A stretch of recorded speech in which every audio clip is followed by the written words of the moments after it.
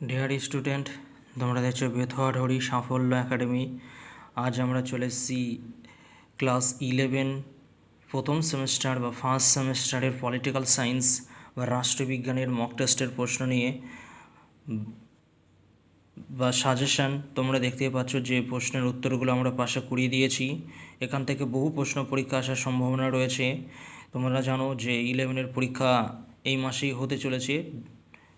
যাদের যাদের রাষ্ট্রবিজ্ঞান বিষয় রয়েছে তারা অতি অবশ্যই প্রশ্নগুলো খাতায় নোট করে নিও। এখান থেকে বহু প্রশ্ন কিন্তু পরীক্ষা আসার সম্ভাবনা রয়েছে।